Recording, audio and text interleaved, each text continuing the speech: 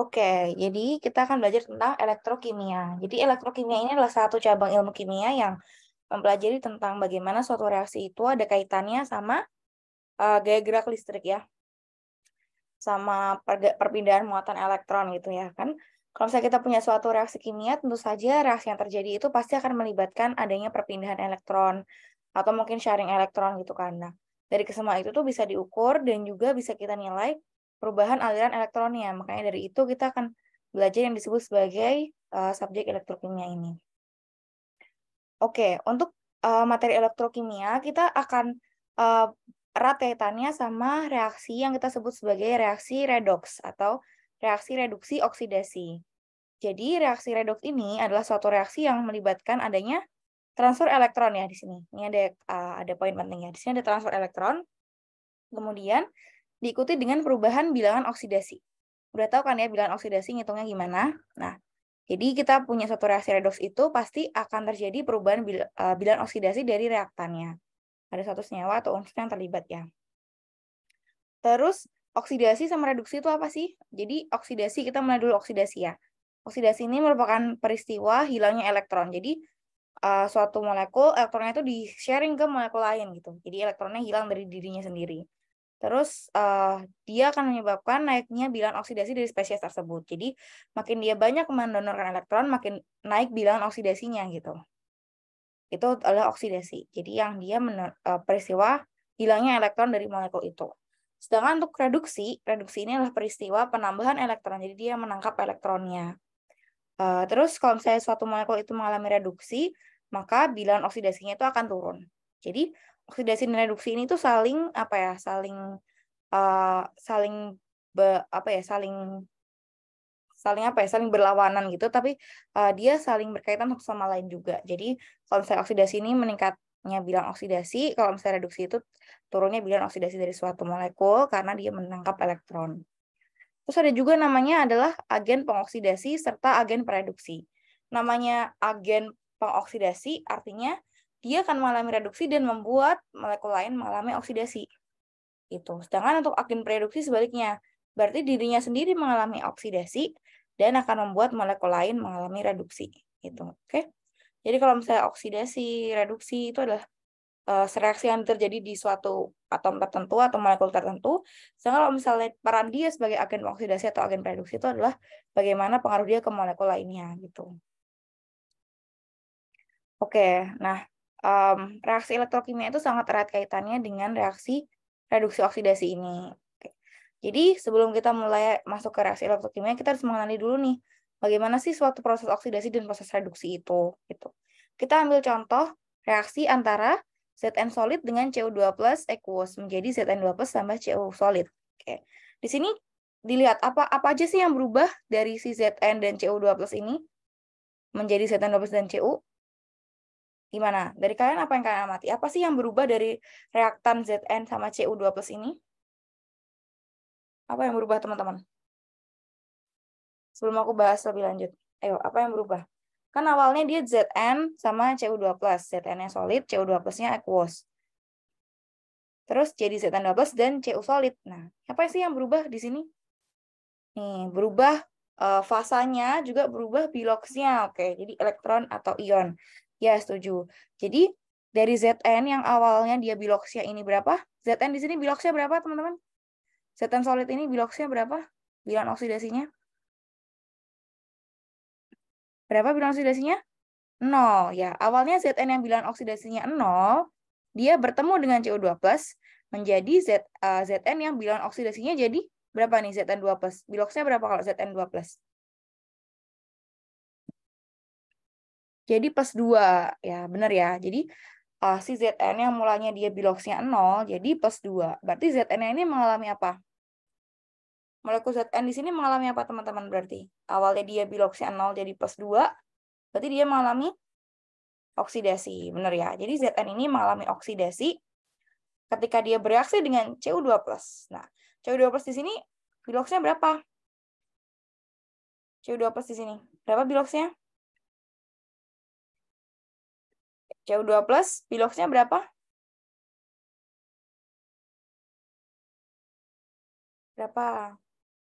plus 2 ya. CO2 plus di sini biloxnya plus 2. Terus dia berubah menjadi Cu solid nih. Cu di sini biloxnya berapa? 0. Oke. Jadi di sini reaksi ini membuat suatu bilox molekulnya itu berubah dari Zn yang mulanya biloxnya 0 menjadi plus 2 dan juga CO2 plus yang mulanya biloxnya plus 2 menjadi 0 gitu. Reaksi ini kita sebut sebagai reaksi redoks. Jadi terjadi transfer elektron yang ditandai dengan adanya reaksi oksidasi dari molekul Zn dan reaksi reduksi dari molekul CO2 plus. Nah, di sini jadi yang mengalami oksidasi adalah Zn, CO2 plusnya mengalami reduksi ya. Terus Zn ini kan dia mengalami oksidasi, maka kita sebut sebagai agen pengoksidasi atau agen produksi kalau dia mengalami oksidasi. Zn ini kira-kira agen apa? Agen pengoksidasi atau agen produksi?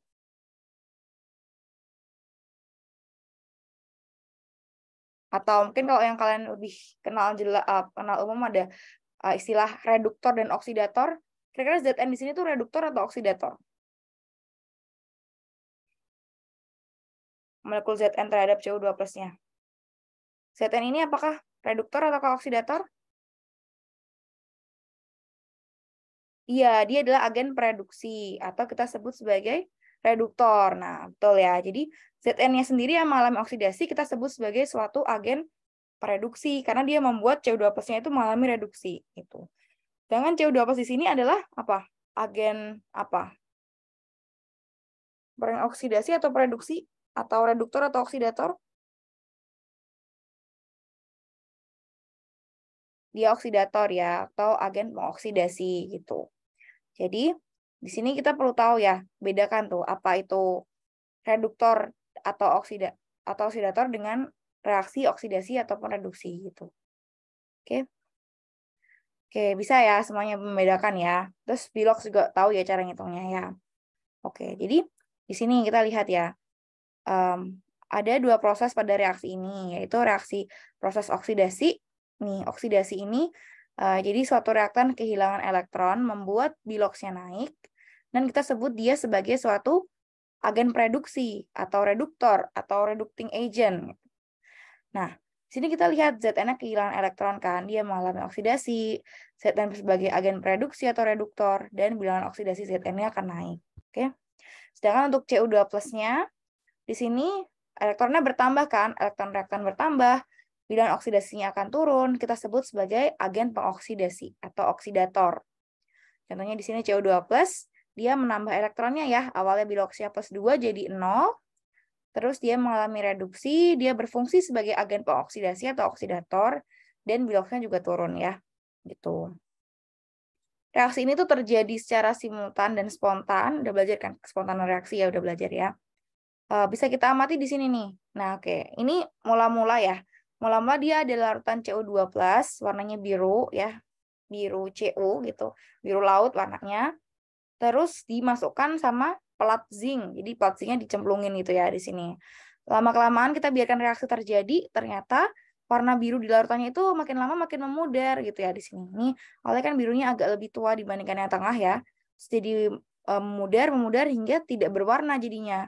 Terus kita amati juga nih di plat zincnya ini ternyata ada ketambahan padatan. Nah, oke, ini adalah suatu reaksi redoks yang bisa kita amati sehari-hari. Jadi di sini yang terjadi adalah Zn yang mulanya solid, dia bereaksi dengan Cu2+ dalam larutan. Reaksinya adalah reaksi redoks, membuat Cu2+ yang mengendap menjadi Cu yang merah-merah ini, dan Zn-nya akan larut menjadi Zn2+. Gitu. Oke, jadi pada hasil akhirnya didapatkan ada endapan Cu dan larutannya jadi tidak lagi berwarna biru tapi tidak berwarna jadinya. Gitu.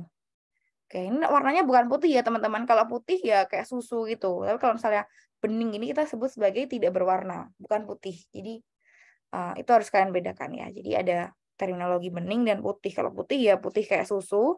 Itu kalau bening atau tidak berwarna itu dia transparan kayak air ya. Gitu. Oke, lanjut ya. Nah, reaksi redoks di alam itu ada apa aja sih? Ada banyak ya. Ada reaksi pembakaran. Nih ya. Misalnya kita punya suatu senyawa organik, kalian udah belajar ya kimia organik ya, dasar-dasarnya ya. Kita punya suatu senyawa organik direaksikan dengan oksigen, dan dipanasin, ini harusnya ada tambahan panas ya. Atau kita sebut sebagai reaksi pembakaran. Jadi reaksi pembakaran itu adalah reaksi dengan oksigen sebenarnya ya. Nah, kita reaksikan dengan oksigen, dipanasin, menjadikan produknya adalah CO2 dan H2O. Kalau misalnya reaksi pembakaran tidak sempurna, akan ada pengotornya, yaitu CO atau karbon monoksida gitu ya. Nah, ada juga nih reaksi penggabungan, misalnya A plus B jadi C. Atau ada juga reaksi dekomposisi dari AB menjadi A plus B gitu. Kalau itu adalah suatu reaksi redoks, pokoknya kita bisa amati adanya perubahan biloks dari reaktan ke produk, berarti dia adalah reaksi redoks ya, gitu. Sedangkan kalau misalnya tidak terjadi perubahan biloks, kita sebut sebagai reaksi yang bukan reaksi redoks atau non-redoks ya. Contohnya, yang udah kita pelajari juga ada reaksi pengendapan, kan ada kan Ag plus tambah Cl minus jadi AgCl. Nah, itu kan tidak ada perubahan bilangan oksidasi kan dari Ag-nya dan juga Cl-nya ya. Reaksi asam basa juga, misalnya kita punya HCl tambah NaOH, jadi apa? Jadi NaCl tambah H2O, itu nggak ada perubahan biloks ya di antara molekul, di antara atom dalam molekulnya gitu. Atau reaksi substitusi misalnya, nanti kita belajar lebih jauh deh nih. Tuh. Nah, gimana sih kita menyelesaikan persamaan redoks itu? Jadi, pertama yang paling penting adalah kita kenali dulu nih. Oh, ada perubahan biloks, berarti dialah reaksi redoks gitu.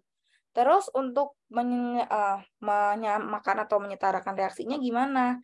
Jadi bisa ada dua metode sebenarnya, bisa pakai metode setengah reaksi sama yang langsung. Tapi aku sih lebih suka metode setengah reaksi ini. Jadi pertama kita bagi dulu nih. Jadi manakah yang mengalami oksidasi dan mana yang mengalami reduksi. Misalnya ini untuk reaksi Zn dan CO2+ tadi ya. Oke, berarti yang mengalami oksidasi adalah Zn menjadi Zn2+, dan yang mengalami reduksi adalah C2+ menjadi Cu. Oke, kita setelah bagi dua molekul ini jadi dua gini, terus kita seimbangkan masanya. Di sini kan sama-sama satu atom ya, ini satu ekivalen juga. Cu-nya juga satu ekivalen, dan Cu-nya juga satu ekivalen ya. Oke, kita masanya udah seimbang ya. Setelah kita seimbangkan masanya, kita seimbangkan muatannya. Di sini kan ada Zn jadi Zn2+. Nah, yang di reaktan kan dia total muatannya 0. Di produknya masih 2+. Berarti kita seimbangkan dengan menambahkan elektron gitu ya. Jadi di sini untuk membuat total muatan di produknya adalah 0, kita tambahkan 2 elektron gitu. Jadi Zn jadi Zn2+ tambah 2 elektron. Begitu juga untuk reaksi reduksinya. Di sini ada CO2+ tambah 2 elektron jadi CO gitu.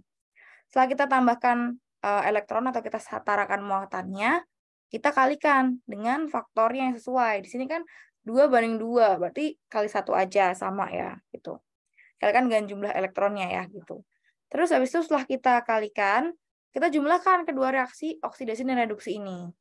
Gitu. Karena elektron ini ada di produk dan ada di reaktan, bisa kita cancel ya, bisa dicoret gitu ya. Nih, kita bisa coret, ini juga dicoret ya. Jadi maka dari itu total reaksinya adalah Zn tambah CO2+ menjadi Zn2+ tambah Cu. Terus kita bisa cross check lagi keseimbangan masanya dan muatannya gitu. Oke, ini masih sederhana ya. Ini reaksinya belum melibatkan yang lain, masih Zn sama Cu aja. Coba ya kita lihat lagi. Nah, reaksi redoks ini bisa kita tinjau pada larutan asam dan juga larutan basa. Sekarang kita coba dulu ya. Tadi kan kalau yang ini kan tidak larutannya nggak ada asam basanya kan, nggak berpengaruh sama H+-nya kan. Jadi kita bisa langsung gitu. Tapi kalau misalnya dia ada produk asam sama produk basanya, kita harus bikin tergantung kondisinya gitu. Misalnya ini reaksi redoks pada larutan asam. Contohnya ada VO2+ ditambah Zn menjadi VO2+ ya, ditambah Zn2+. Oke, di sini adalah reaksi redoks. Oke, ya. Di sini Zn-nya mula-mula biloksnya 0 jadi 2+, terus vanadiumnya dari +5 jadi +3 gitu ya. Ini adalah reaksi redoks gitu. Oke, terus gimana cara kita nyetarain reaksinya ya? Kita pisahkan dulu mana yang oksidasi, mana yang reduksi. Yang oksidasi kan Zn menjadi Zn2+. Yang reduksi adalah VO2+ menjadi VO2+ ya, gitu.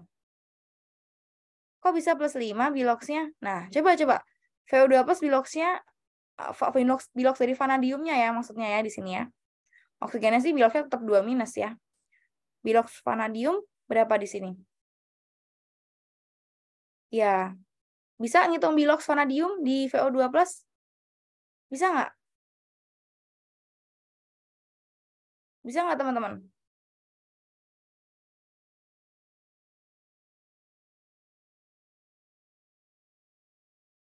Bukan plus 1. Bilox vanadium dalam VO2 plus ini berapa?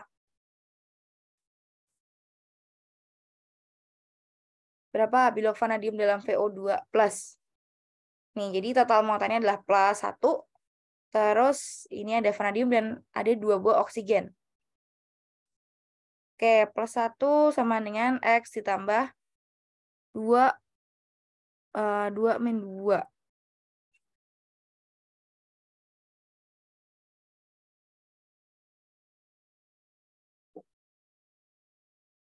Oh iya, 2 kali min 2. Oh, oke. Ya benar. Jadi caranya adalah kita punya muatan bilox dari molekulnya sama dengan bilox dari masing-masing atomnya. Prinsipnya itu ya. Oke, misalnya di sini contohnya VO2 plus ya. Kita coba latihan dulu yang ngitung bilox ya. Nih, VO2 plus. Bilox total molekulnya plus 1. Berarti plus 1 kan sama dengan bilox vanadium. Ya kita kasih bilox V gini ya. Ditambah 2 kali bilox dari oksigennya. Kan oksigennya ada 2 ya. 2 kali bilox O-nya gitu. Oke. Di sini yang udah kita ketahui apa? Bilox oksigennya. Bisa bilox oksigen itu adalah min 2 gitu. Kenapa biloxnya min 2? Ya kita lihat aja berapa elektron valensinya ya. Ini min 2 kan. Oke, terus habis itu kita bisa hitung berapa? Berarti plus 1 sama dengan bilox vanadium ditambah 2 kali min 2. 2 kali min 2 sama dengan min 4. Plus 1 sama dengan bilox vanadium dikurangi 4. Berarti bilox vanadium sama dengan plus 1 tambah 4. Jadi berapa? Jadi plus 5 ya. Itu. Terus sekarang coba hitung berapa bilox vanadium dari molekul VO2. Nah, berapa bilox vanadium dari molekul VO2? Berapa bilox vanadium dari molekul VO2? VO2 nggak ada muatannya. Berapa biloxnya?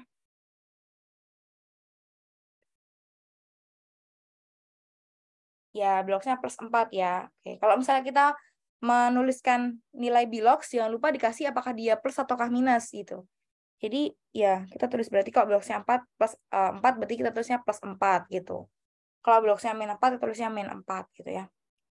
Oke, bisa ya ngitung bilox ya? Bisa. Ada yang mau ditanyain nggak tentang ngitung bilox dulu sebelum kita masuk ke reaksi redox? Ada yang mau ditanyain buat ngitung bilox? Bisa semua ngitung bilox? Lagi ya, coba. Coba bilox sulfur dari molekul SO3. Berapa bilox sulfur dari molekul SO3?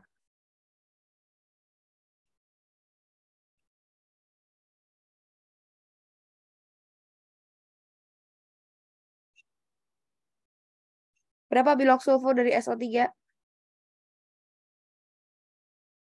Bilox sulfurnya. Kalau molekulnya muatannya 0, betul. Ini untuk SO3 ya. Sulfurnya berapa biloxnya? Berapa? Ayo coba semuanya hitung. Berapa? Berapa bilox sulfur dalam SO3? Plus 6. Ya, benar ya. Plus 6. Oke. Ya, plus 6. Bisa kan? Kalau ini, sekarang aku tanya bilox oksigen dari molekul H2O2. Berapa bilox oksigen dari molekul H2O2? Bilox oksigennya ya, berapa?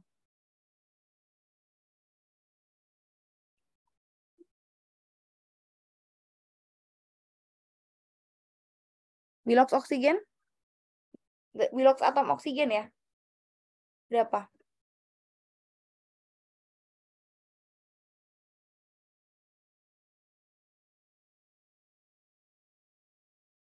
Ayo, baru satu yang benar nih. Baru satu orang yang jawab benar. Berapa bilox oksigen dari H2O2?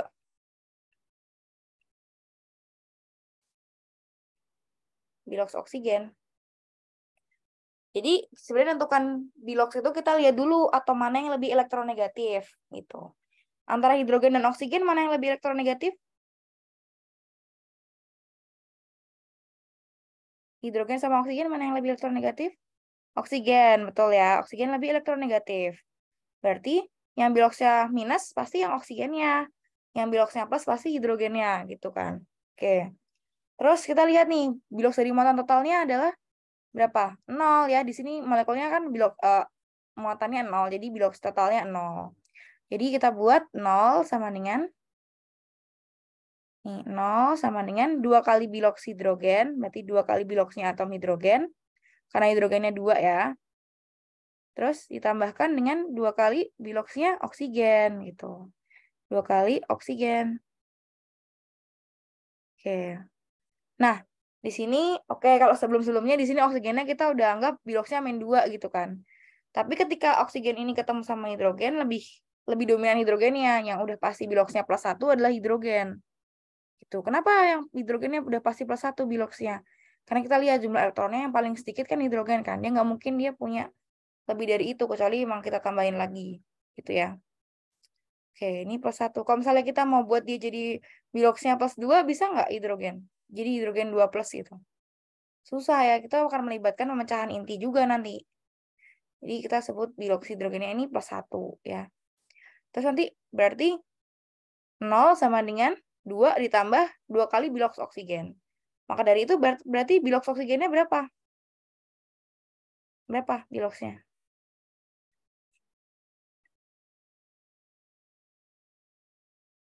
Berapa?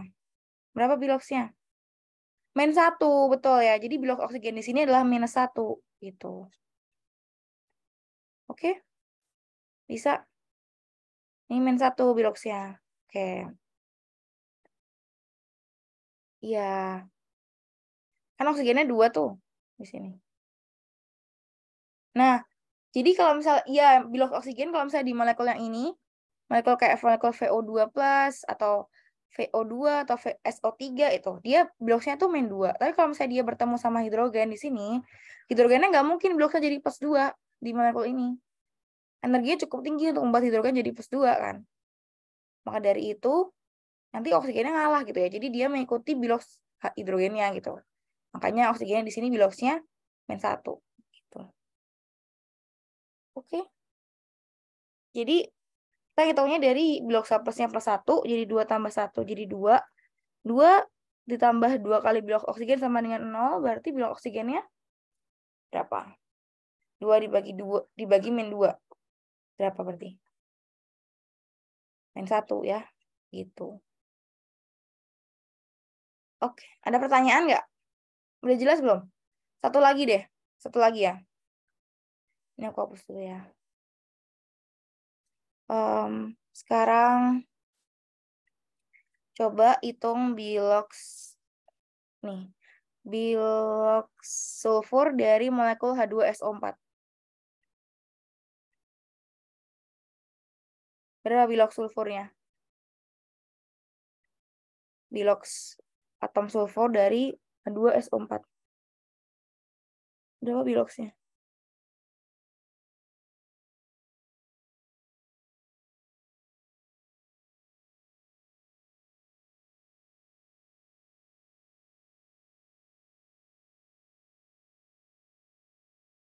Oke, betul. Raya betul. Ayo yang lain. Berapa? Berapa? Coba dihitung. Bilox atom sulfur dari molekul H2SO4.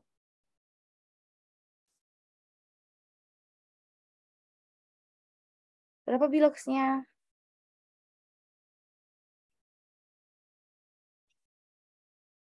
Ya, Rara betul. Leviano betul. Oke. Bisa nggak ngitungnya? Bilox atom sulfurnya. Bukan +2 ya. Jawabannya +6. Bilox sulfur dari H2SO4 +6. Gimana cara dapat +6-nya? Ya, kita masukkan lagi persamaan. Bilox totalnya berapa? 0 ya. Dia nggak ada muatannya kan molekul H2SO4. 0 sama dengan 2 kali bilox hidrogen. Ditambah bilox sulfur. Tambah 4 kali bilox oksigen. Tambah bilox S. Ditambah 4 kali oksigen. Oke. Di sini yang udah kita ketahui berapa biloxnya? Hidrogen sama oksigen ya, udah kita tahu. Maaf, ini oksigen. Nah, hidrogennya biloxnya +1. Oke. Oksigennya biloxnya -2. Udah kita hitung. Sulfur berarti berapa? Bilox sulfur. Berarti 2 tambah S tambah min 8 sama dengan 0. Berarti S-nya berapa? Plus 6 ya. Selesai.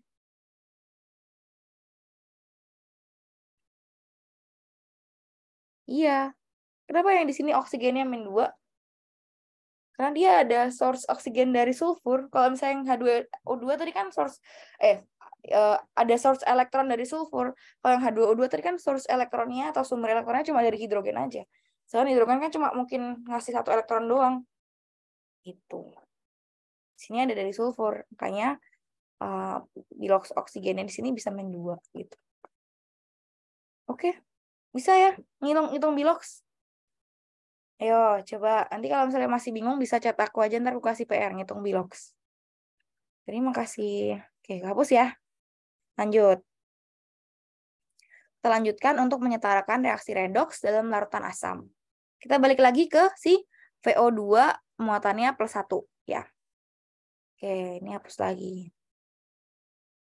Jadi setelah kita pisahkan mana yang oksidasi, mana yang reduksi, kita bikin setengah reaksi kayak gini ya. Tulis oksidasi sama dengan Zn menjadi Zn2+. Reduksi sama dengan VO2 plus menjadi VO2+. Gitu.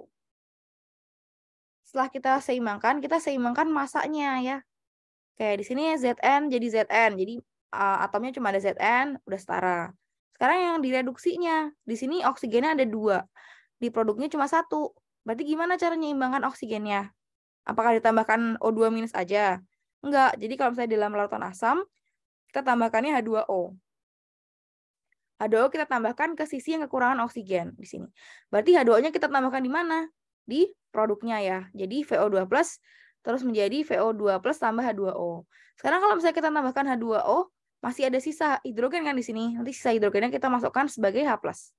Gitu. Jadi total penambahannya adalah VO2 plus tambah 2H plus menjadi VO2 plus tambah H2O. Gitu. Reaksi ini setara ya. Ini setara kan? Jumlah atom hidrogennya sama di kedua sisi. Atom vanadiumnya juga sama. Dan atom oksigennya juga sama. Oke, setelah kita tambahkan H2O dan H+, kita lanjut ke menyeimbangkan muatannya. Gitu kan. Nih, menyeimbangkan muatannya Zn jadi Zn2+, berarti kita tambahkan lagi 2 elektron. Terus yang pada proses reduksi tadi berapa? Ini ada plus 1, ada 2 kali plus 1. Berarti ada 3 plus di reaktan. Dan di produknya cuma ada 2 plus. Berarti di reaktannya kita tambahin 1 buah elektron. Gitu. Sehingga totalnya sama-sama plus 2. Muatan di reaktan dan produknya. Gitu. Oke. Ngerti ya sampai sini ya? Ngerti? Lanjut setelah itu, kita gimana? Kita kalikan sesuai dengan faktornya ya. Kita kalikan yang di Zn-nya kita kalikan 1, yang di vanadiumnya kita kalikan 2. Itu supaya elektronnya bisa kecoret. Oke. Nah, kita kalikan 2, nanti jadinya gimana? Reaksi yang ini dikalikan 2. Oh, tadi. Kenapa ditambah 2H plus, Kak? Yang di sini ya. Karena kalau kita tambahkan oksigen aja, nanti di reaktannya jadi kekurangan hidrogen kan? Oke, misalnya gini ya, coba ya. Kan di sini untuk menyeimbangkan oksigennya, kita balik ke reaksi ini dulu deh, yang ini ya. Untuk menyeimbangkan oksigennya kita tambahkan H2O. Oke. Berapa H2O yang ditambahkan? 1 aja ya, 1 molekul aja ya. Oke, setelah kita tambahkan H2O gini, berarti reaktan dan produknya udah setara belum? Belum. Kenapa? Karena di produknya ada hidrogen. Dari mana hidrogen ini? Berarti di reaktannya kita tambahkan juga jumlah hidrogen yang sama dengan jumlah hidrogen yang ada di produk, yaitu 2. Berarti tambahkan 2H+. Gitu. Oke? Ngerti nggak sampai sini? Bisa dipahami? Bisa? Paham. Oke? Gitu ya. Nah, oke, aku hapus dulu. Oke. Nah, ya. Udah kan? Setelah itu kita seimbangkan muatannya ya tadi ya. Kemudian kita kalikan dengan faktornya. Jadi kayak ini kali 1, ini kali 2. Sehingga elektronnya bisa dicoret. Nanti kan kalau ini dikali 2, berarti jadinya gimana? Kalau yang direduksi dikali 2, jadi gimana? Jadi 2VO2 plus 2 plus ditambah berapa? 2 kali 2, 4 ya. Jadi tambah 4H plus 4H+. Saya itu gimana? Tambah 2 elektron. Tambah 2 elektron. Menjadi apa? Menjadi 2VO2+. Muatannya 12. Dan 2H2O ya. Gitu.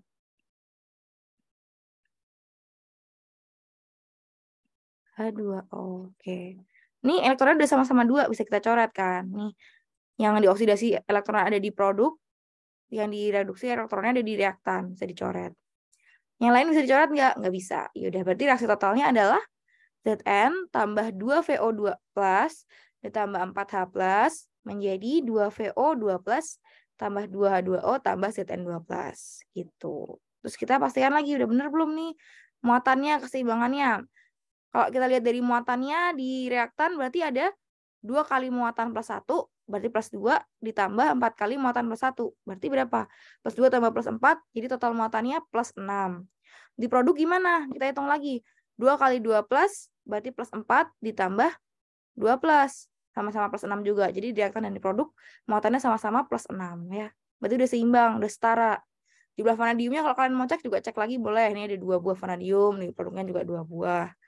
Zn-nya juga ada 1, oksigennya berapa nih? Di sini ada 4, di sini ada 4 juga gitu. Hidrogennya ada 4, di produknya juga ada 4. Jadi udah setara gitu. Oke. Bisa ya menyetarakan reaksi pada larutan asam? Bisa? Ini aku hapus ya. Oke. Ada pertanyaan nggak buat yang larutan asam? Setelah itu kita masuk ke larutan basa, terus kita latihan soal. Ada pertanyaan? Menyeimbangkan redoks di larutan asam? Udah jelas belum? Udah jelas belum teman-teman? Gimana, udah jelas belum? Sudah, oke. Sekarang yang di larutan basa. Sekarang kita menyeimbangkan redoks di larutan basa. Prinsipnya sama ya. Prinsipnya sama ya di larutan basa itu ya. Oke, gimana prinsipnya? Coba kita lihat di sini contoh reaksinya.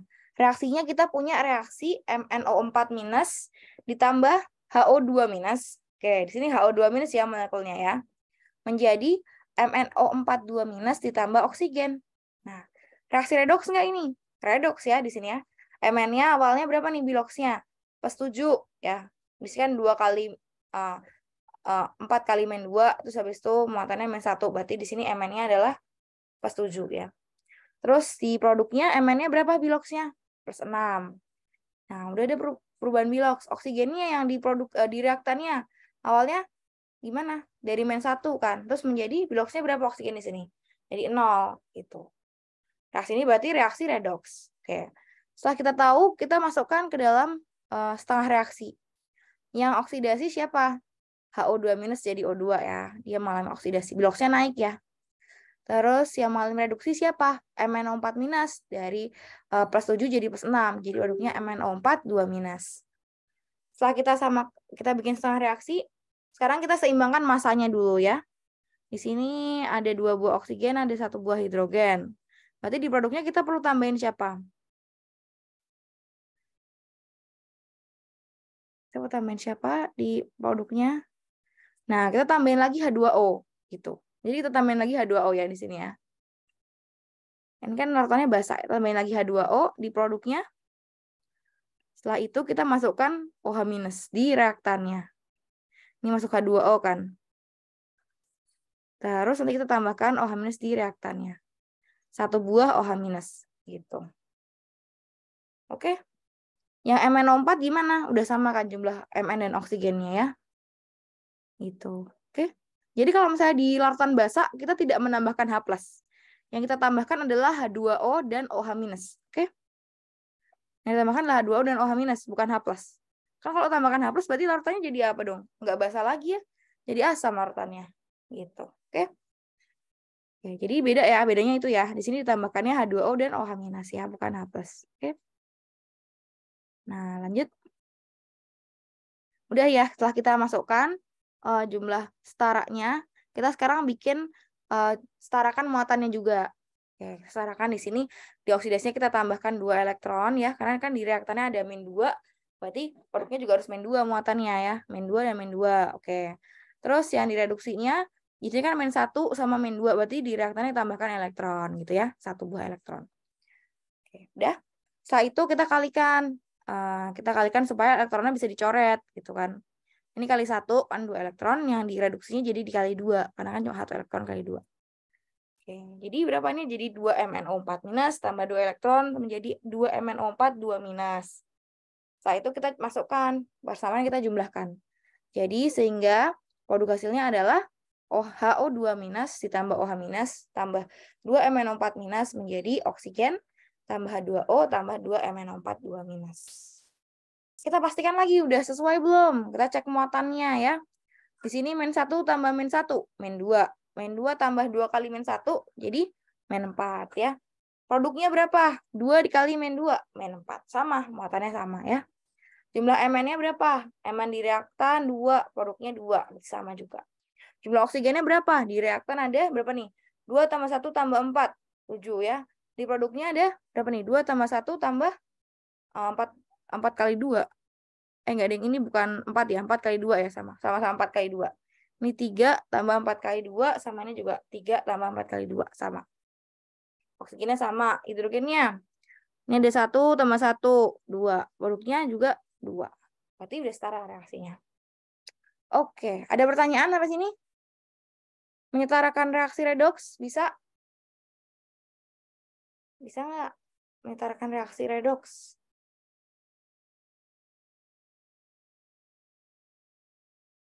Udah jelas belum? Insya Allah, oke. Kita coba latihan dulu ya. Ini aku sambil, bentar, ini aku stop.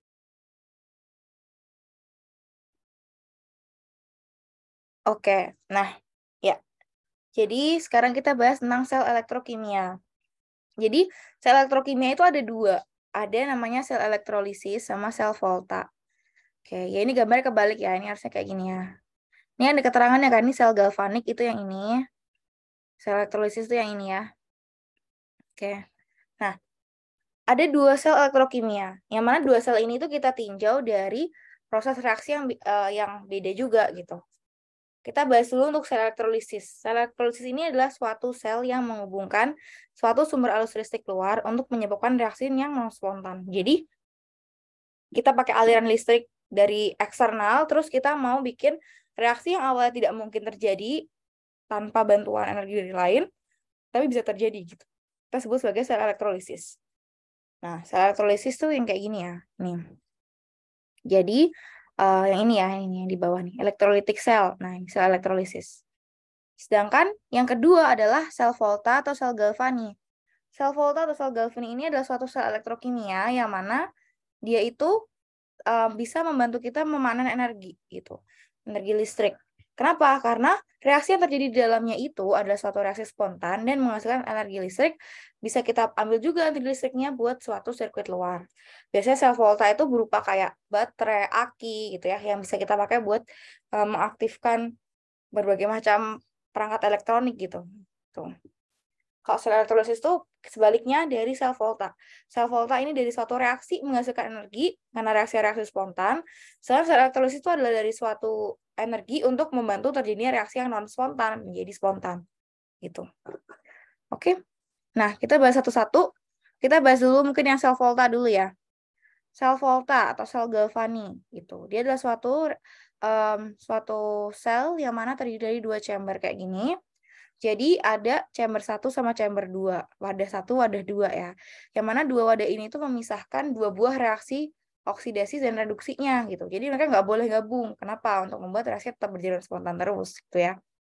Dan kita bisa memanen energi listriknya gitu kan. Kalau misalnya digabung, ntar reaksinya udah di dalam larutan. Kita nggak bisa ngambil energi listriknya ya. Oke, jadi komponen dari suatu sel elektrokimia itu ada apa aja sih? Kita lihat di sini ya. Kita lihat di sini. Bentar, aku zoom dulu ya. Oh, ini aku hapus deh. Hapus dulu. Bentar. Oke, kita zoom. Nah, kita lihat ya sel galvani. Di sini ada proses oksidasi dan reduksi. Kita ambil proses oksidasi dan reduksi tadi yang Zn dan Cu itu ya. Yang mengalami oksidasi, Zn. dari Zn bilox 0 menjadi Zn2+, dan dia melepaskan 2 buah elektron. Lalu yang mengalami reduksi adalah Cu2+, gitu. Jadi elektron dari Zn ini akan disalurkan menuju si kompartemen yang ada Cu-nya, gitu. Jadi dari kompartemen yang ada Zn dia elektronnya pindah. Oke, dari sini kita bisa amati juga ada beberapa properties ya. Di sini ada 2 buah chamber, lalu di sini ada batang nih. Batang kita sebut sebagai batang elektroda. Elektroda itu ada 2 macam, ada anoda dan ada katoda. Anoda dan katoda. Anoda itu selalu berada pada chamber yang oksidasi. Katoda itu selalu ada pada chamber yang mengalami reduksi, gitu. Pada sel galvanik, anodanya ini muatannya negatif, sedangkan katodanya muatannya positif, gitu. Elektroda dan si larutan yang ada dalam chamber ini tuh dia satu molekul yang sama ya, tapi beda fasa. Misalnya di sini pada chamber yang oksidasi, di sini elektrodanya adalah elektroda Zn dan larutannya di sini adalah larutan Zn2+, gitu. Oke. Dan pada yang chamber yang katoda, yang reduksi, di sini elektrodanya adalah elektroda Cu dan di larutannya adalah larutan Cu2+, gitu.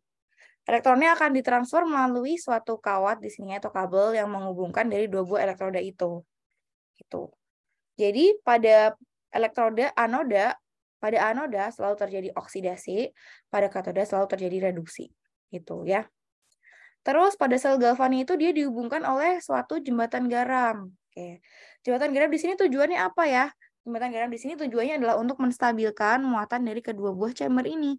Jadi kalau misalnya kita lakukan reaksinya ya, reaksi redoks ini akan membuat gimana tadi? Zn-nya di sini, Zn2+-nya akan bertambah banyak kan? Karena Zn yang ada di elektroda akan menjadi Zn2+. Kemudian yang di chamber satunya lagi ini, larutannya ini akan bertambah sedikit Cu2+-nya, karena Cu2+ yang ada di larutan akan berubah menjadi Cu. Karena perubahan muatan yang terjadi, kita perlu menstabilkan dengan si jembatan garam ini, gitu, supaya muatan itu tetap bisa stabil dan juga bisa reaksinya tetap langsung berjalan, gitu. Oke. Nah, jembatan garam ini biasanya terdiri dari NaCl atau KCl, gitu ya. Kalau misalnya NaCl sama KCl ini nanti dia misalnya ujungnya ada di bagian oksidasi, berarti yang berkumpul di sini adalah yang muatannya apa? Yang muatannya negatif, gitu kan. Di sini adalah overload muatan positif.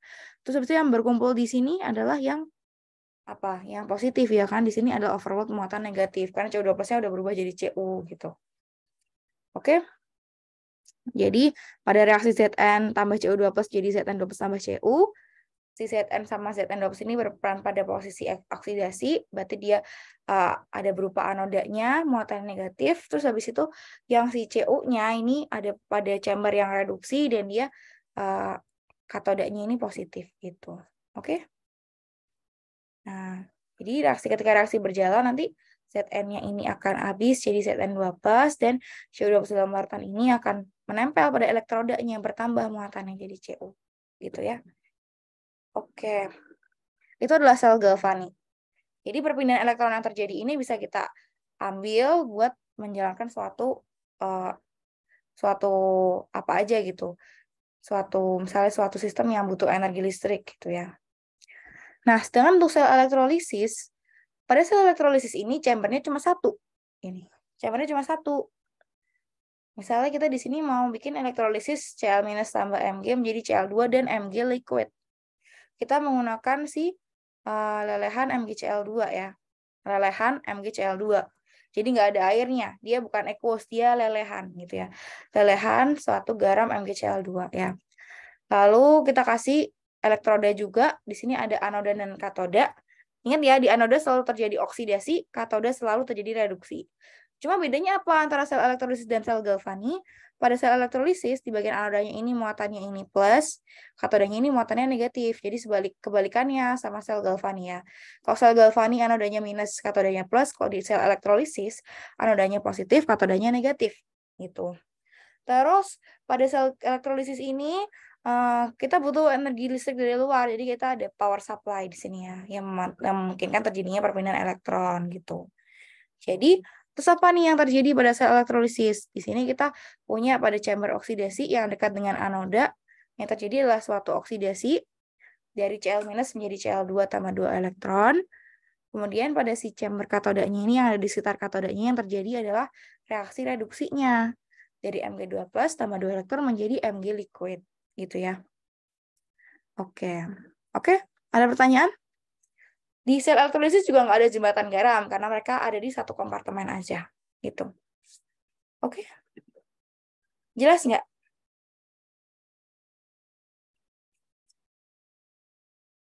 Ada pertanyaan teman-teman? Jelas nggak? Bedanya sel Galvani dan sel elektrolisis? Udah jelas?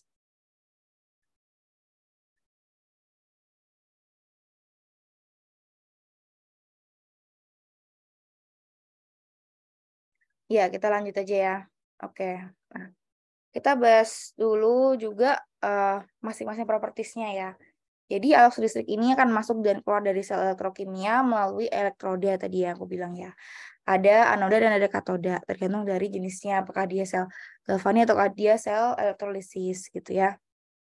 Nah, reaksi redoks ini terjadi pada permukaan elektrodanya. Elektroda ini bisa macam-macam, ada elektroda yang berupa logam, kalau misalnya dia logam yang bereaksi, bisa juga elektrodanya berupa elektroda inert. Kalau misalnya elektroda inert ini artinya adalah suatu elektroda yang tidak ikut bereaksi dalam reaksinya. Biasanya elektroda itu adalah elektroda yang dia emang nggak bisa bereaksi sama apa-apa gitu. Misalnya platinum atau misalnya grafit gitu ya elektrodanya. Bisa juga kalau misalnya dia nggak ada spasa logamnya gitu ya.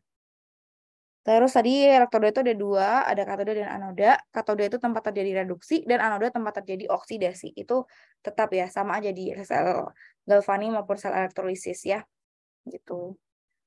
Terus ini juga bisa dilihat nih misalnya Zn2+, ini Zn2+ kumpul di sini nanti distabilkan oleh start bridge yang bermuatan negatif di sini. Di sini berarti start bridge yang muatannya positif gitu ya.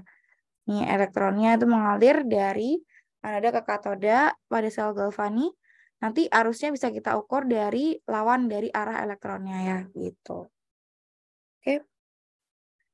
Udah sih ini juga. Nah, ini contoh proses kalau ini proses elektrolisis, kita mau reaksikan I- tambah H2O menjadi I2 tambah H2 tambah OH minus gitu. Oke. Nah, kita akan berkenalan sama namanya potensial elektrokimia atau nilai N0 ya. Kita sebut sebagai potensial elektroda standar. Potensial elektroda standar itu adalah suatu beda potensial yang kita ukur berdasarkan nilai potensial reduksi dari H3O+ menjadi H2 tambah H2O. Misalnya kita mau tahu nilai potensial reduksi standar dari si Zn, ya berarti kita reaksikan Zn sama si H3O+ dan menjadikan produknya H2 tambah H2O gitu. Kenapa? Kita ambil sebagai referensi aja. Sama kayak kemarin konsep kita pH ya. pH kan kita ambil nilainya dari referensi berapa banyak air yang mengion gitu kan. Kalau di sini untuk yang menghitung potensial suatu elektrokimia kita hitung berdasarkan nilai E0-nya atau si nilai potensial reduksinya dari suatu H3O+ menjadi H2 tambah H2O. Gitu. Kita sebut sebagai potensial hidrogen standar atau standar hidrogen elektrod. Standar hidrogen elektrod ini kita pakai untuk mengukur berapa potensial dari reduksi suatu atom gitu ya, atau senyawa gitu. Oke. Nah, potensial standar ini mengukur seberapa besar kemungkinan suatu molekul itu mengalami reduksi atau suatu molekul itu mengalami oksidasi. Umumnya sih potensial standar ini kita gunakan untuk mengukur potensial reduksi standarnya. Jadi dia nilainya itu kalau misalnya dia cenderung mengalami reduksi, maka nilainya akan positif. Kalau misalnya cenderung mengalami oksidasi, dia nilainya akan negatif gitu di sini. Ini ada listnya, potensial standar itu ada listnya ya. Ada listnya ini berdasarkan hasil eksperimen. Jadi nanti kalau misalnya kita dalam soal tuh pasti bisa udah dikasih nih N0-nya gitu. Kecuali misalnya disuruh nyari juga, bisa juga kita nyarinya ya. Gitu. Jadi dibandingkan dengan nilai referensi, yaitu nilai reduksi H plus tambah elektron menjadi setengah H2. Nilainya 0. Terus ini kita ukur semuanya nih. Berapa potensial reduksi dari semua molekul ini. Gitu. Ini untuk Fe3 plus menjadi Fe, potensial reduksinya adalah minus 0,02. Karena potensial reduksinya itu minus, berarti dia cenderung mengalami oksidasi sebenarnya. Jadi reaksi kebalikannya lah yang potensialnya itu positif. Gitu. Gitu. Jadi kalau semakin menurun atau semakin kecil nilainya dari potensial reduksi H+, maka dia cenderung mengalami oksidasi. Yang paling kecil adalah Li+. Li+ ini kalau tambahin elektron jadi Li, nilai NO reduksinya adalah minus 3,04 volt. Tuh. Terus diikuti sama K+, Ba2+, Ca2+, ini makin naik ya nilai potensial reduksi standarnya ya. Terus ada Na+, Mg2+, Al3+, Zn, Fe2+, Sn, Pb, Fe. Terakhir adalah hidrogen. Ini adalah baseline-nya hidrogen. Nah, setelah nilai yang lebih besar daripada nilai potensial reduksi hidrogen, H+, nih ya, potensial reduksi H+, maka kita cenderung mengalami reduksi. Contohnya misalnya nih, SO42-, itu dia potensialnya plus 0,21. Kemudian lebih cenderung mengalami reduksi lagi adalah Cu2+ jadi Cu. I2 menjadi I-, terus Fe3+ jadi Fe2+, Ag+ jadi Ag, ini H+ jadi H2, oksigen tambah plus jadi H2O, Cl2 jadi Cl-, terus MnO4- jadi Mn2+, dan yang paling besar adalah F2 menjadi F-, ya, gitu. Oke, di sini. Ada pertanyaan tentang potensial reduksi standar? Ini adalah potensial atau nilai voltasenya ya kita ukur untuk menilai kemampuan reduksi suatu molekul gitu. Oke, langsung aja ya coba ya. Kita coba perhitungan aja. Ada pertanyaan nggak sampai sini?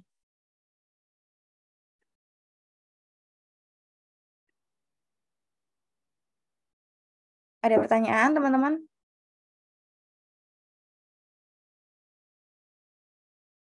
Apakah sudah jelas?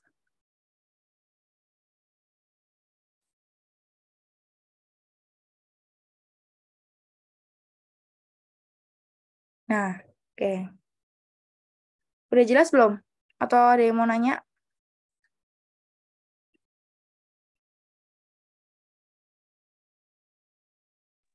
Nah, ini dia ya. Jadi, E-cell.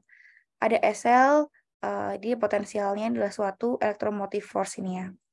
Biasanya itu, kalau misalnya dia pada keadaan standar atau 1 molar 25 derajat Celcius, kita sebut sebagai potensial sel standar atau NO cell. Jadi kalau ada nolnya tuh keadaannya standar ya. Standar itu temperaturnya temperatur ruang 25, dan kalau misalnya dia larutan yang ada konsentrasinya, dia 1 molar konsentrasinya. Tuh. Nilai SL ini diukur relatif terhadap si elektroda hidrogen standar ya. Itu. Oke. Nah, ini elektroda hidrogen standar itu dari H+ menjadi H2. Coba kita coba hitung. Nah, mana ya? Nah, misalnya nih, kita punya reaksi Zn jadi Zn2+ tambah 2 elektron. Nah, di sini kita lihat SL-nya ini relatif terhadap nilai SHE-nya atau elektroda hidrogen standarnya yang ada di katodanya. Ini misalnya pada reaksi ini nih. Nih, Zn2+ tambah 2 elektron jadi Zn, NO-nya berapa? Atau berapa sih EMF-nya? Atau electromotive force-nya berapa gitu. Caranya adalah kita masukkan rumus ini, SL sama dengan NO reduksi di katoda dikurangi NO reduksi yang ada di anodanya. Jadi spesies yang mengalami reduksi dikurangi spesies yang mengalami oksidasi. Gitu. Jadi nilai ini tuh kita dapatkan dari eksperimen. SL-nya 0,76, berarti NO reduksi untuk yang Zn-nya berapa? 0,76 sama dengan 0 dikurangi NO reduksi dari Zn. Berarti NO reduksi dari Zn adalah berapa? Minus 0,76 ya. Gitu. Oke, jadi maka dari itu untuk reaksi Zn2+ sama 2 elektron menjadi Zn, NO reduksinya adalah minus 0,76. Gitu. Karena nilainya negatif, maka reaksi reduksi dari Zn2+ menjadi Zn ini adalah reaksi yang tidak spontan. Gitu. Dan juga dia sebenarnya lebih cenderung untuk mengalami oksidasi dibandingkan reduksi. Gitu ya. Oke. Ada pertanyaan sampai sini? Nah, nilai NO reduksi atau potensial reduksi standar itu nggak akan berubah walaupun kita kalikan ininya ya, kalikan koefisien reaksinya. Koefisien stoikiometri kita kalikan, dia nggak akan berubah juga. Beda kayak nilai konstan kesetimbangan. Karena NO reduksi ini murni dari eksperimen dan juga spesifik untuk masing-masing molekul aja. Tapi kalau kuantitasnya beda, dia tetap akan sama nilainya. Gitu. Terus NO reduksi yang nilainya lebih dari 0 tuh reaksi reduksi spontan. Sedangkan kalau misalnya NO reduksi yang kurang dari 0 itu adalah reaksi oksidasi spontan. Jadi Reduksinya tidak spontan, tapi oksidasinya lah yang spontan, gitu ya. Gitu. Misalnya ini untuk Cu2 plus jadi Cu, itu pasti dia enol reduksinya pasti positif, gitu ya. Nah, terus semakin besar nilai antara enol reduksinya dari suatu reaksi, maka makin besar enol selnya, gitu. Nah, ini dia. Ini tadi yang boleh kita bahas ya. Oke. Nah, ini bisa soal-soal sih kayak gini sih. Manakah yang dapat digunakan sebagai anoda atau yang mau kita pakai sebagai spesies yang oksidasi gitu. Apakah Zn atau KBr-nya? Cara kita menentukannya kita lihat dari enol selnya. Kalau enol selnya negatif, ya berarti dia lebih cenderung mengalami oksidasi bukan reduksi ya. Karena kan dia berupa reaksi reduksi ini, tapi enolnya negatif, berarti lebih cenderung mengalami oksidasinya bukan reduksinya.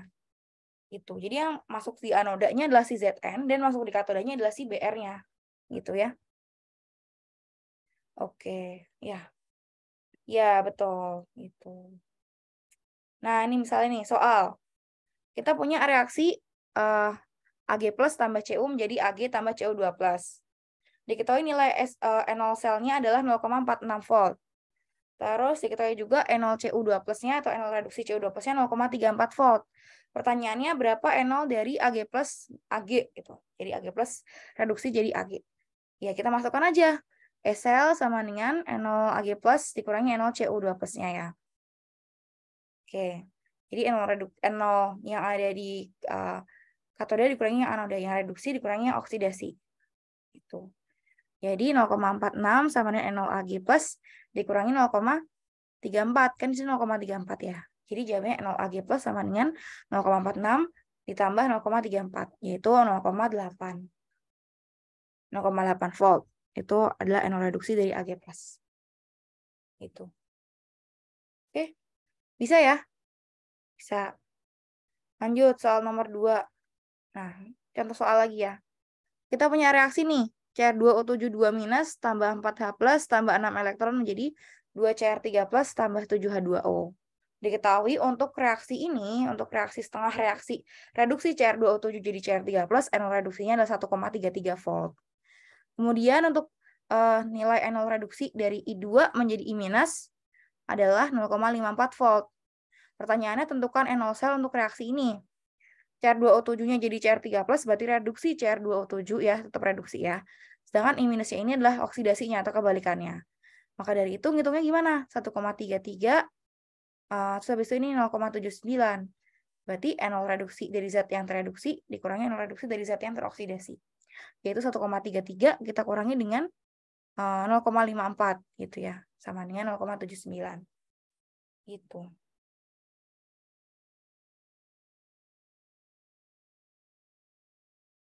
Oke, bisa ngitung enol sel? Jadi bedakan ya antara enol sel itu berarti total reaksinya.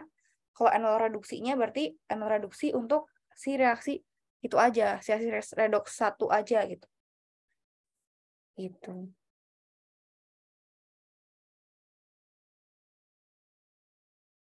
Ada yang mau ditanyain nggak sampai sini? Jelas nggak ya teman-teman? Kalau nggak jelas mungkin boleh disampaikan aja, ntar mungkin aku bantu jelasin lagi. Jelas nggak?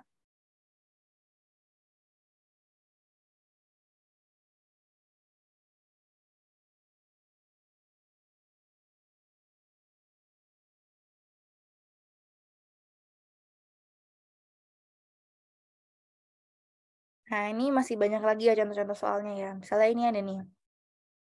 Sel galvani dengan elektroda sebagai berikut. PbO2 tambah 4H+, tambah SO4 2- tambah 2 elektron jadi PbSO4 tambah 2H2O. Enolnya 1,69. Terus ini PbSO4 tambah 2 elektron jadi Pb tambah SO4 2-. Enol reduksinya PbSO4 minus 0,36. Bagaimana reaksi sel yang terjadi dan berapa potensialnya? Nah, ya udah dimasukkan aja ya. Berarti enol zat yang tereduksi dikurangi enol zat yang teroksidasi. Yang tereduksi siapa? Di sini reaksi totalnya. Reaksi totalnya kita lihat di sini. Kita tentukan dulu nih yang mengalami reduksi siapa. Karena di sini enol reduksi PbSO4 nih minus, berarti dia akan cenderung oksidasi. Nih, lebih kecil dibandingkan PbO2 kan dia enol reduksinya ya. Berarti yang reduksi adalah PbO2, yang oksidasi PbSO4. NO selnya berarti NO reduksi PbO2 dikurangi NO reduksi dari PbSO4. Alias 1,69 dikurangi minus 0,36. Sama dengan 2,05 volt. Gitu. Walaupun reaksinya dikali 3, NO reduksinya tetap. Ya, tetap. NO reduksi itu cuma dipengaruhi oleh jenisnya sama jumlah elektronnya. Jenisnya aja. Jadi dia dari eksperimen gitu. Ya. Gitu. Oke? Oke nggak? Oke. Nah, ini dia. Untuk nilai-nilai suatu senyawa yang nilai NO reduksinya itu paling gede, dia makin kuat. Sifat dia sebagai oksidator, alias dia akan mengalami reduksi paling kuat. Sedangkan molekul-molekul yang dia lebih negatif, paling negatif nih, makin negatif nilai NO reduksinya, maka dia akan kuat sebagai reduktor, alias dia akan berperan sebagai mengalami oksidasi paling kuat ya, gitu. Nih, di sini F2-nya adalah suatu oksidator paling kuat, di sini adalah Li-nya sebagai reduktor paling kuatnya. Gitu ya. Oke. Nih, Fe2 menjadi 2 tambah 2 elektron menjadi 2F-. Dia akan cenderung mengalami menjadi F-, gitu.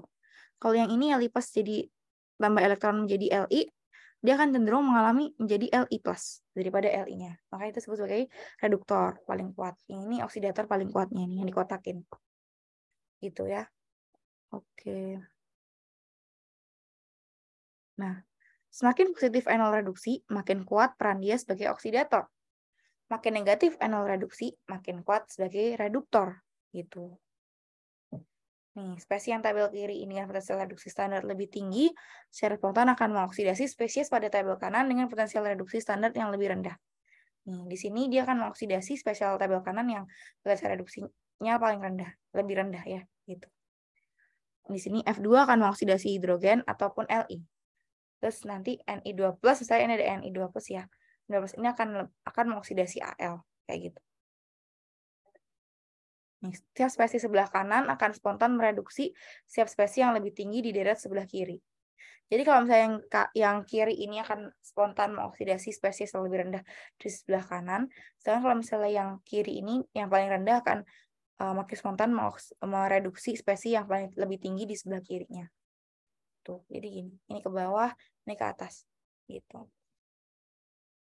Oke, ini tadi ini ya tabel potensial reduksi standar ya, yang ada di sini nih. Nah, ini dia. Nah, ini. Tuh. Oke. Ini makin mudah direduksi, makin naik ke sini makin mudah direduksi. Jadi F2 ini makin mudah direduksi menjadi F- dibandingkan Mn, dibandingkan Cl2, dibandingkan dikromat, dibandingkan oksigen, Br2, NO3 minus, Ag, gitu dan seterusnya. Makin ke bawah dia makin mudah dioksidasi. Jadi Li akan lebih mudah jadi dioksidasi jadi Li+, Na lebih mudah dioksidasi menjadi Na+, Al lebih mudah dioksidasi jadi Al3+, gitu. Terus Zn lebih mudah dioksidasi menjadi Zn2+, Fe lebih mudah dioksidasi jadi Fe2+, dan seterusnya, gitu. Gitu ya. Oke. Udah sih. Nih, enol sel itu adalah enol di katoda dikurangi enol di anoda. Atau setengah reaksi reduksi dikurangi setengah reaksi oksidasi. Ya, gitu. Oke, deret elektrokimia kan bisa apalin ya. Di sini deret elektrokimia adalah urutan menurunnya kekuatan logam sebagai reduktor atau urutan meningkatnya kekuatannya sebagai oksidator. Di sini aktivitas logamnya disusun berdasarkan potensial standar setengah selnya. Dari sini kita lihat contohnya ya. K, B, A, C, A, N, A, M, G, A, L, M, N, Z, N, F, E, N, I, S, N, P, B, C, U, A, G. Makin ke kanan, dia makin meningkat kekuatannya sebagai oksidator. Gitu. Makin ke kiri, dia makin menurun kekuatannya sebagai reduktor. Gitu. Jadi, yang K ini dia akan paling aktif. Kenapa? Karena K-nya ini akan lebih cenderung mengalami oksidasi jadi K+. Gitu. Terus habis itu BA itu juga, tapi yang paling gede kekuatannya mau buat si K jadi K+ adalah si kalium ya. Yang paling gede kekuatannya mengalami oksidasi adalah kalium, disusul sama Ba, Ca, Na, Mg. Harus kita bilang bahwa logam kalium ini paling reaktif gitu dibandingkan yang lainnya di sini. Dan yang paling tidak aktif adalah perak, karena dia lebih suka jadi spesies peraknya gitu daripada Ag+-nya. Gitu ya. Jelas nggak sampai sini? Mengenai deret elektrokimia ini. Elektrokimia ini disusun dari ini ya, dari potensial reduksi standar ini. Sama kayak ini. Nah, sama kayak ini nih. Nih. Jadi yang paling reaktif tuh ya Li, karena Li itu mudah banget mengalami oksidasi tadi aku bilang. Ni juga mudah banget mengalami, Na ya maaf, bukan Ni. Na juga makin mudah mengalami oksidasi jadi Na+. Dan seterusnya. Di sini kalau F- dia lebih suka jadi F- dibandingkan F2-nya. Mn2+ juga lebih suka jadi Mn2+ dibandingkan MnO4-nya. Dan seterusnya gitu ya. Oke. Nah, kita juga bisa menilai spontanitas reaksi redoks. Jadi kita bisa menilai spontanitasnya dari gimana? Dari nilai N0-nya. Kalau N0-nya positif, biasanya reaksinya spontan. Kalau misalnya kita balik reaksi ini, maka reaksi jadi tidak spontan. Kita lihat ya, di sini Ni tambah 2Ag+ jadi Na+ tambah 2Ag. Dia punya N0 selnya, jadi N0 reduksi dari si spesies yang mengalami reduksi, yaitu Ag+, dikurangi N0 reduksi dari spesies yang mengalami oksidasi, yaitu si Ni jadi Na2+. Jadi N0 selnya adalah 0,8 dikurangi minus 0,28. 0,8 sama 0,28 ini dari mana? Dari eksperimen. Lihat aja di tabel potensial reduksi standar ini ya. Dari tabel ini gitu. Oke. Nah, kita hitung N0 selnya adalah 1,08. Di sini N0 selnya positif, dia adalah reaksi yang spontan gitu. Tapi kalau misalnya kita balik reaksinya, jadi reaktannya adalah Ni2+ tambah 2Ag, dan produknya adalah Ni tambah 2Ag+, maka reaksinya adalah reaksi yang tidak spontan. N0 selnya akan negatif. Kayak gitu. Oke. Nah, coba ini ya. Berapa N0 sel dari tembaga seng ini? C2+ tambah 2 elektron jadi Cu, itu N0 selnya adalah 0,337 volt. Zn2+ tambah 2 elektron jadi Zn, N0-nya adalah minus 0,763 volt. Kalau misalnya kita bikin N0 selnya, berarti N0 yang ada di katode dikurangi N0 yang ada di anoda, ini N0 reduksi ya, yaitu 0,337 dikurangi minus 0,763, sama dengan plus 1. Maka dari itu, reaksi spontannya adalah Cu-nya mengalami reduksi dan Zn-nya mengalami oksidasi. Gitu. Oke, kalau kita balik, ya tidak spontan gitu ya. Oke. Ada yang mau nyoba nggak? Coba ya. Nah, bila Cl2 dan Br2 ditambahkan dalam larutan yang mengandung ion Cl- dan Br-, tunjukkan reaksi mana yang berlangsung spontan. Di sini diketahui N0 Cl2-nya plus 1,36 volt dan N0 Br2-nya 1,07 volt. Oke, mana yang mengalami oksidasi, mana yang reduksi? Apakah Cl atau Br-nya? Yang mana? Yang mana yang mengalami reduksi, mana yang mengalami oksidasi? Coba tentukan. Yang reduksi dulu deh. Yang mengalami reduksi siapa? Kok dari potensi reduksi standar ini? Apakah Cl2, apakah Br2 yang akan mengalami reduksi menurut kalian?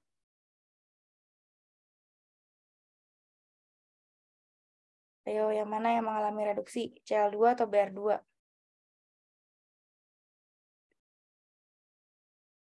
Yang mengalami reduksi ya, bukan oksidasi. Yang mengalami reduksi, yang berarti nol reduksinya lebih besar. Siapa yang nol reduksinya lebih besar? Cl2 atau Br2?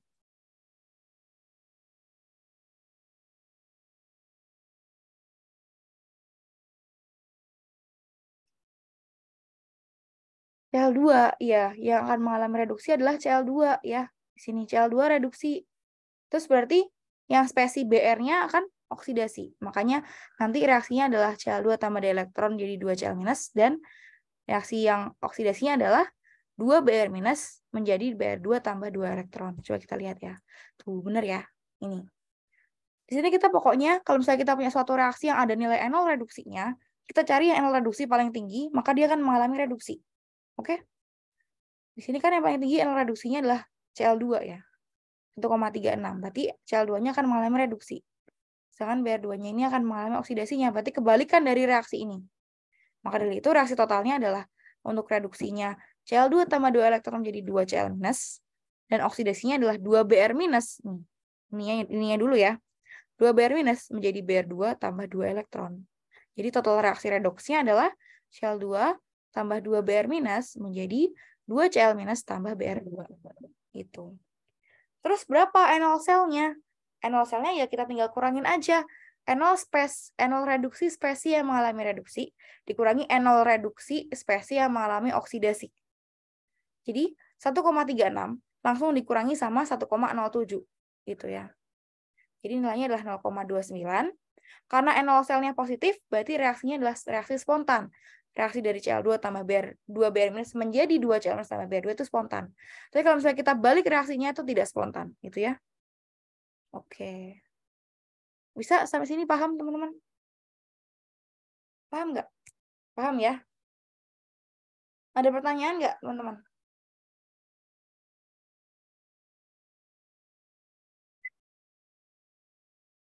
Yuk, ada pertanyaan nggak?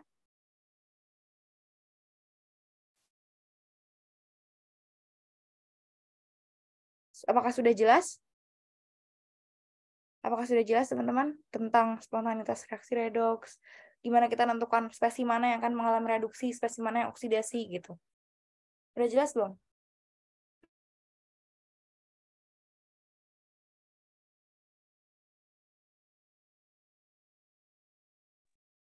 Jadi nilai enol yang kita pakai itu selalu enol reduksi. Entah dia spesiesnya akan mengalami oksidasi, ataukah dia tetap mengalami reduksi juga. Enol yang dipakai itu selalu enol reduksi. Jadi kalau misalnya ada nilai enol, dia enol reduksinya gitu. Kalau enol reduksinya lebih rendah dibanding senyawa yang satunya lagi, berarti dia akan mengalami oksidasi gitu. Dia ngalah. Berarti dia lebih kecil nilai enol reduksinya. Dia lebih suka menjadi oksidasi aja reaksinya gitu. Dibandingkan sama yang si Cl2-nya ini misalnya. Dibandingkan yang nilainya lebih tinggi gitu. Nilainya lebih tinggi enol reduksinya. Gitu ya. Oke. Mau coba latihan soal? Coba dulu ya latihan soalnya sebelum kita masuk ke yang lebih jauh. Ini nanti kita akan belajar juga ada persamaan Nernst. Tapi kita coba dulu ya kerjakan untuk mengetahui spontanitas reaksi redoks. Coba kita buka latihan soalnya ada di Edunaf. Udah muncul belum ya? Boardnya. Nah, jadi enol sel atau enol reduksi sel itu bisa ada hubungannya dengan nilai besaran termodinamika, yaitu kespontanan reaksi. Kenapa gitu? Karena kan dari tadi kita udah bahas ya, enol reduksinya positif berarti dia spontan gitu. Sebenarnya hubungannya itu kayak gimana sih? Hubungannya ini. Jadi kita lihat kita punya ada energi listrik serta kerja. Nah, energi listrik atau kerja listrik itu bisa kita hitung dari muatan dikali beda potensialnya, gitu kan. Terus kita juga punya namanya konstanta Faraday. Konstanta Faraday itu bisa kita hitung dari ini nih, berapa muatan per mol elektron. Kita juga bisa menghitung suatu energinya dari hubungannya dengan enolnya, yaitu kita pakai nilai delta G. Ya, ini delta G sama dengan minus NF dikali delta E atau E0 gitu. Kenapa? Kita lihat lagi di sini nih. Delta E ini adalah suatu besaran volt ya, dan bisa kita hitung nilainya. Terus habis itu N ini adalah mol elektron dan F-nya ini adalah kolom per mol. Jadi berapa muatan per mol elektron. Dari nilai kolom dikali sama volt, kita dapatkan nilai besaran kerja, yaitu W, dan W-nya kita ekspresikan sebagai nilai delta G. Jadi kalau misalnya kita mau menghitung suatu N0 sel, kita bisa hitung juga dari besaran nilai kerja yang dihasilkannya, gitu. Atau kita hubungkan dalam persamaan ini, yaitu delta G sama dengan minus N dikali F dikali delta E. Di mana N-nya ini adalah jumlah elektron atau mol elektron dalam persamaan kimia, dan N0-nya ini adalah suatu gaya gerak listrik atau N0 reduksi tadi yang kita bahas tuh ya. Terus F-nya ini apa? F-nya ini adalah konstanta Faraday. Konstanta Faraday itu nilainya ini 96485. Ngapalinnya susah, kita pakai 96500 aja. Ini konstanta dari hasil eksperimen ya. Dia mengukur berapa banyak kolom yang dihasilkan oleh berapa banyak molekul atom gitu. Jadi, kalau kita mau menghitung nilai energi dari yang dihasilkan dari suatu reaksi redoks, kita bisa hitung pakai persamaan ini. Delta G sama dengan minus NF N0 sel atau NF delta E gitu ya. Tuh. Sebelum masuk sini, coba aku bahas dulu contoh soalnya. Nah, Nih, kita lihat ya. Kalau misalnya suatu reaksi itu ternyata delta G-nya lebih dari 0, atau reaksinya itu reaksi yang tidak spontan, nolnya akan kurang dari 0 gitu. Jadi bisa saling apa ya, resiprokal gitu. Jadi misalnya kita punya nilai nolnya ini positif, berarti udah pasti delta G-nya negatif, atau reaksinya adalah reaksi spontan. Jadi kalau misalnya kita punya delta G-nya itu positif, berarti udah pasti nolnya negatif kan dari persamaan ini ya. Dari persamaan ini, min NFG0.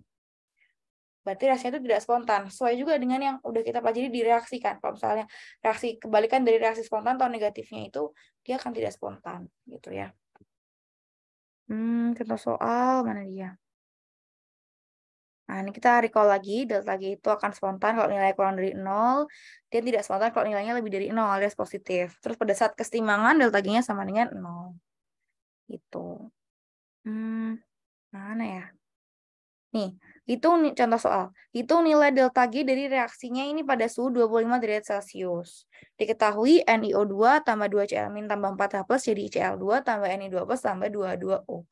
Diketahui N0-nya adalah 0,32 volt. Nah, kita lihat ya di sini. Berapa nilai delta G-nya? Tinggal dihitung aja. Delta G sama dengan minus NFN0. Gitu. Berarti mol elektron dikali F 96500 per mol elektron dikali N0-nya. N0-nya adalah 0,32 Joule per kolom. Volt kan Joule per kolom ya. Terus di sini gimana cara tahu mol elektron yang terlibat? Kita lihat dari si reaksi redoksnya. Di sini kita lihat nih Cl-nya dia ada 2 buah ion Cl- yang dioksidasi menjadi Cl2. Berarti ada berapa nih? Ada 2 buah elektron yang terlibat ya. Jadi kita masukkan 2 mol elektron dikali 96500 dikali 0,32. Berarti delta G-nya sama dengan minus 61,8 kali 10⁻³ Joule atau minus 61,8 kilojoule. Gitu. Oke, ini kurang minus ya di sini ya. Ini kurang minus, jadi kita tulis nih minusnya. Oke, gampang ya. Tinggal masukkan aja ke rumusnya ini. Minus NFN0. Gitu. Nah, oke. Nah, ini adalah notasi sel ya. Kalau kalian dari tadi menotis, ada namanya notasi sel. Yaitu dia menggambarkan bagaimana reaksi redoks itu terjadi. Di sini Zn menjadi Zn2+, terus Ag plus menjadi Ag. Jadi reaksinya adalah reaksi Zn dengan Ag plus menjadi Zn2+ tambah Ag. Pertanyaannya, berapa banyak energi yang tersedia pada sel ini yang bekerja dalam keadaan standar bila dikonsumsi atau digunakan 1 mol Zn? Berarti gimana reaksinya? Kita bikin reaksi setengah reaksinya aja ya.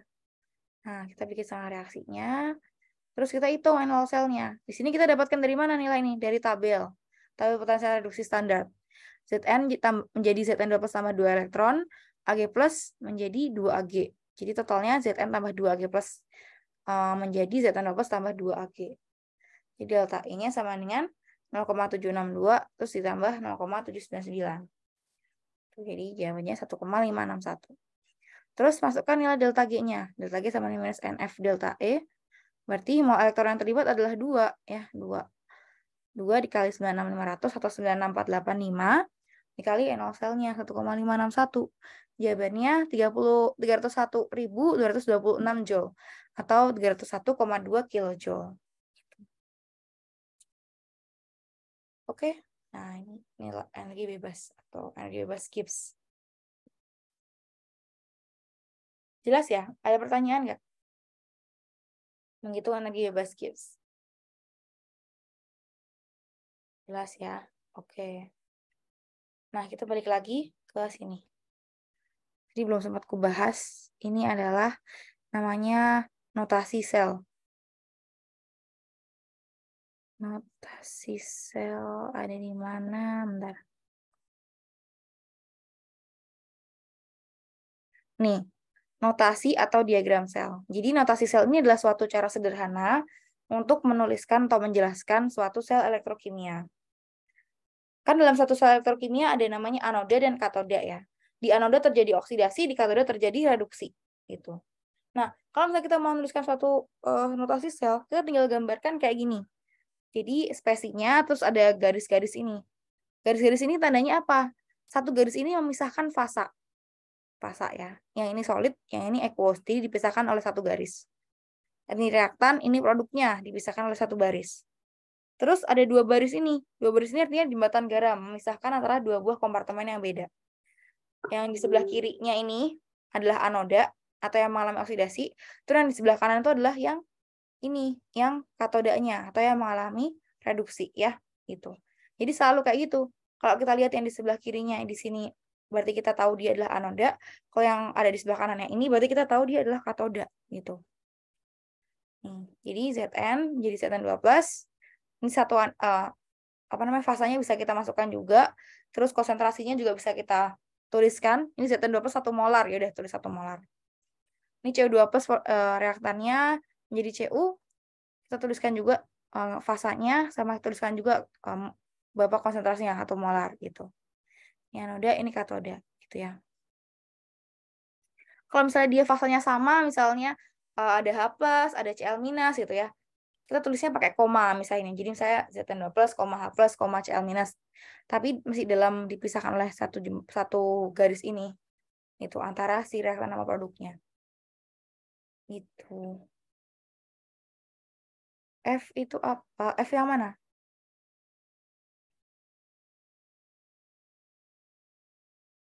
Oh, F tadi konstanta Faraday. Itu adalah suatu konstanta yang menggambarkan berapa banyak muatan dalam 1 mol elektron. Nilainya 96.500 kolom per mol elektron.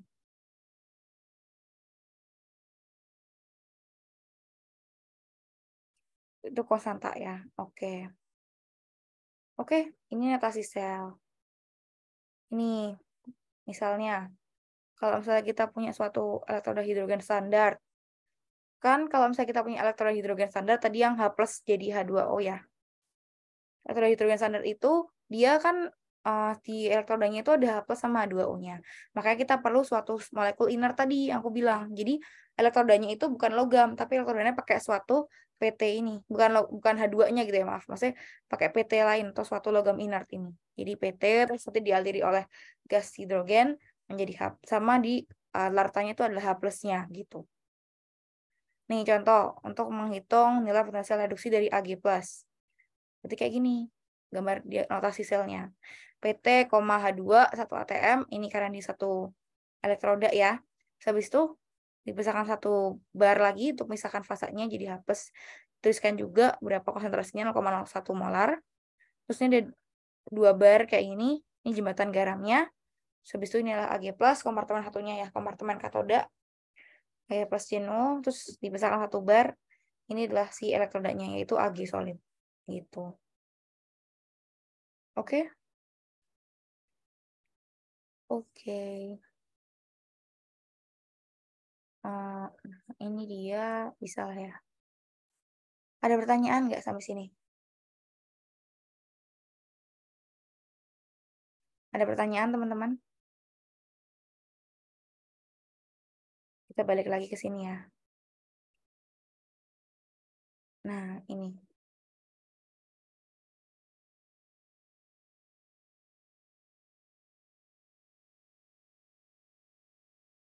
Mana tadi? Nah, ini dia. Ini. Jelas nggak? Jadi, untuk menghitung nilai delta G atau energi bebas Gibbsnya, kita bisa menggunakan rumus ini. Delta G sama dengan minus NFE0. Gitu. Oke. Sekarang kita coba lihat yang di latihan soalnya ya. Coba kita lihat di latihan soal.